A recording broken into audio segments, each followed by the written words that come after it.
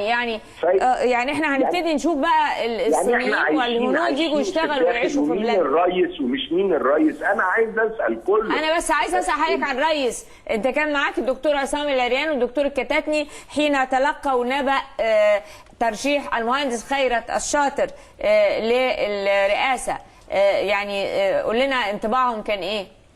والله هي كانت يعني عارفه اخذناها كلنا، انا والدكتور عمرو حمزاوي والدكتور عصام العريان في الاول لما جاء النبأ، والحقيقه كان بالنسبه لنا صدمه، لان احنا ما كناش متخيلين الاخوان بعد ما قالت ان هي مش هترشح وقبل قفل الباب تقريبا باسبوع انها تعلن وتغير في هذا التوقيت.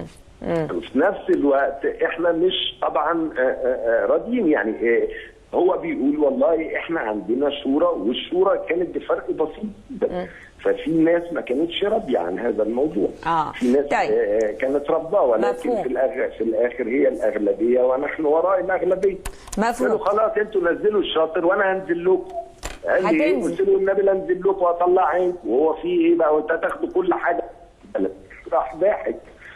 هتنزل ترشح نفسك؟ لا اله الا الله. يعني هنشوف مرشح جديد للرئاسه؟ والله بقى انت عندك الرئيس بتاعك جنب الشيخ كده.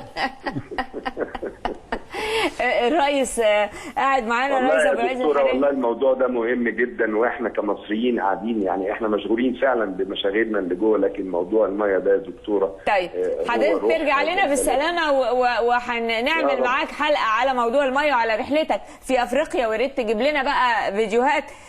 بس السؤال اللي عايزه اساله لك يعني حاجه كده طريفه.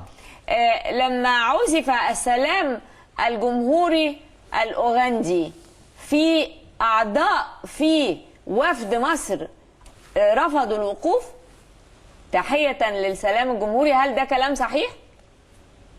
عرفت ازاي؟ عرفت ازاي؟ مفيش حاجة مستخبى علينا. ها؟ النيل نجاشي كده، المية جاية. حصل ده؟ حصل؟ حدث؟ نو كومنت. مش عايز يقول حصل. يعني احنا عرفنا ان في 2 اعضاء من الوفد المصري رفضوا الوقوف انا هسألك على رد فعل الاوغنديين. لا والله يعني الحقيقه هو اللي كانوا قاعدين ورانا والناس اللي حوالينا طبعا يعني كانت وضع، يعني كنا بنحط راسنا في الارض الحقيقه، لان ما ينفعش يعني طالما انا قابلت ان انا اخش معترك سياسه وان انا اتعرض للمجتمع، وانا مش عايش جوه بالونه لوحدي، انا عايش مع عالم. أيوة. وفي نفس الوقت احتراما، يعني احتراما للسلام الجمهوري لبلد مضيفه ليا ومستقبلاني، يعني طبعا يعني هو شيء يعني العمل السياسي والعمل العام لازم الواحد يكون مدرك لابعاده، وما دام بيمثل مصر دي مسؤوليه بقى انا هسالكم فيها لو سمحتوا. الناس اللي هنا يا دكتوره دول حياتنا يا دكتوره، دول اخواتك وحياتك.